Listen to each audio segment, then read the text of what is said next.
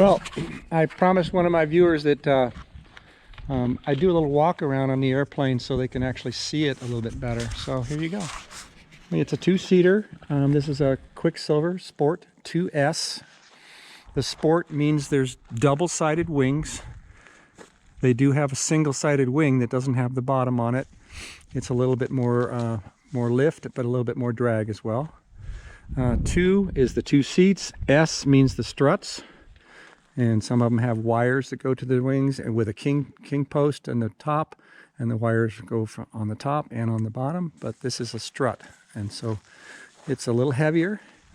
The leading edge spar and the trailing edge spar is a little heavier gauge than most.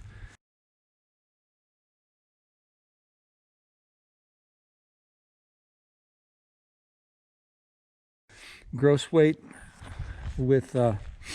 without fuel is about 525 pounds.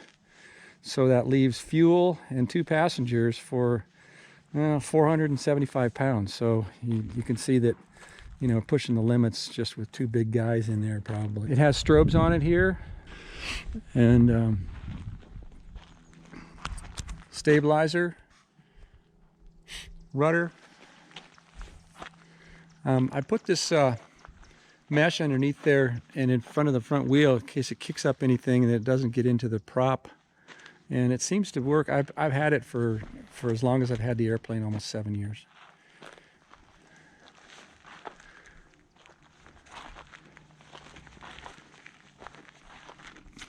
Rotax 582 Bluehead, and it's 65 horse.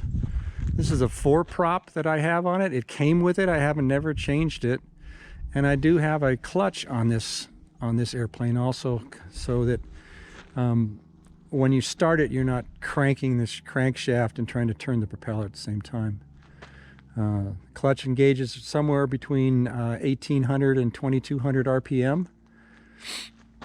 And when you pull the throttle back on landing, the propeller will still turn and kind of act like almost a a flap. And of course this is these have ailerons, and my airplane needs a wash, as you can see, but that'll get done here pretty soon. I haven't been out here for about a month. It has a 12-gallon tank. I get approximately 5 gallons per hour, and at around 50 miles an hour you can see that with a 12-gallon tank, to be safe, I can go approximately 90 miles without having to land and fuel again. So any trips that we make have got to be less than 50 miles in one direction. Dual rudder capacity for both passenger and pilot. Carry radio so I can talk to my buddies out there. That's where the turning cam goes, right there. That's where this camera mounts. And on occasion I'll have the other camera in the back, but the quality of the video is not as good as it has been in the past, so I'm going to be probably trading those in for newer cameras. This is the switch here that switches the camera either direction, and it is a intermittent switch, so you turn it one way and it turns it, and then you let it go and it stops, and then you turn it the other direction, flip it this way, it goes one direction, flip it and it goes the other direction. And sometimes it'll stick, but then it stops. Throttle is there. I've got just a spring-loaded trim on it. As you can see that, the trim switch there is so that it takes the pressure off the stick when you're a little front heavy or back heavy, based on losing your fuel or whatever you're doing. And this is water cooled, so it has a radiator on it, and we keep track of that as well. It has a pull start. It did have an electronic start on it, but if your battery is ever not working, you want to have that pull start with you. Let me back up and get a little picture of it.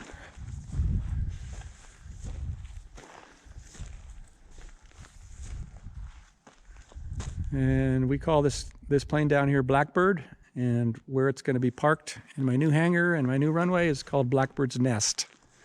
But that's my antenna right there for the radio.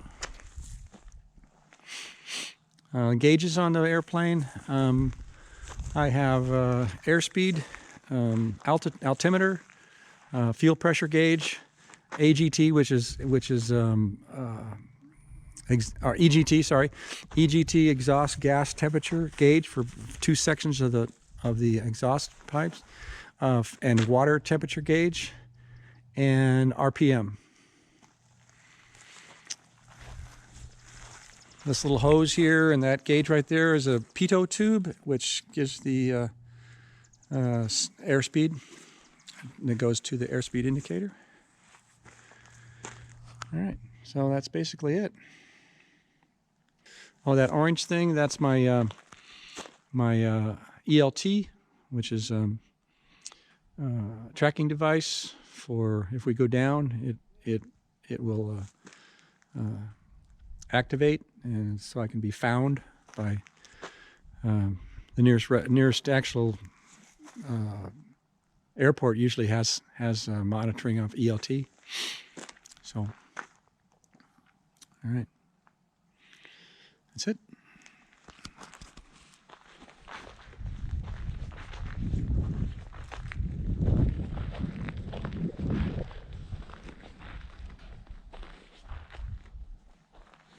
Oh, this airplane also has an oil injector, so the oil goes into a reservoir here, and the oil injector integrates it into the fuel at a 50-to-1 mixture ratio.